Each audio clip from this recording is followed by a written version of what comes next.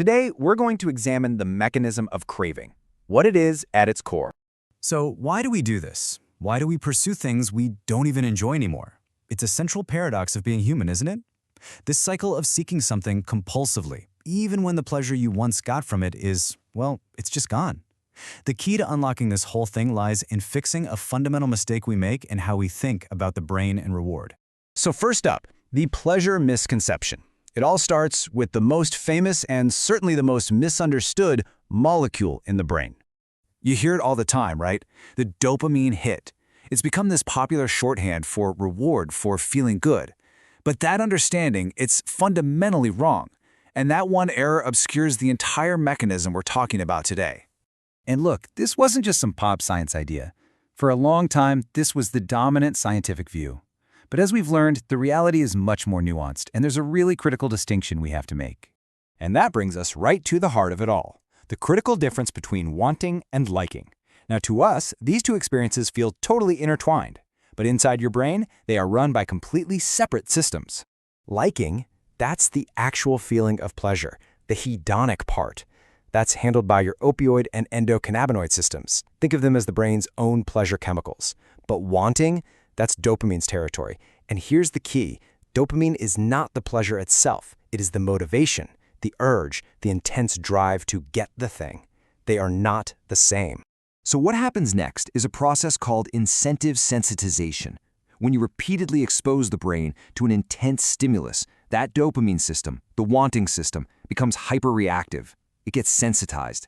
This means your wanting for something can literally explode, growing exponentially, all while the liking, the actual pleasure you get from it, either stays the same or, more often, it goes down. And this is the crucial point. You get this massive dissociation. The motivation engine, the wanting, completely decouples from the pleasure it's supposed to be chasing. The drive just gets stronger and stronger, independent of the outcome. So let's look closer at this motivation engine. What actually happens in the brain when this system is chronically overstimulated? What you're looking at here is the actual hardware of the brain. The scan on the right shows a brain with a history of cocaine use, and you can see a major reduction in dopamine receptors compared to the healthy control on the left. Basically, the brain gets overwhelmed by the intense stimulation, so it starts to protect itself by literally pulling its receivers offline. And the consequence of that is profound. With fewer receptors, it just becomes harder to experience pleasure. And not just from that one behavior, but from anything. Everyday natural rewards just don't feel as good anymore, creating this persistent state of deficiency. But that long-term change to the hardware is only half the picture. There's another mechanism, something happening much more immediately, as the brain tries to correct for all of this. It's called the opponent process. You can almost think of it like neurological physics. For every action, there's an equal and opposite reaction. Your brain simply will not let itself be pushed too far in one direction without forcefully pulling back.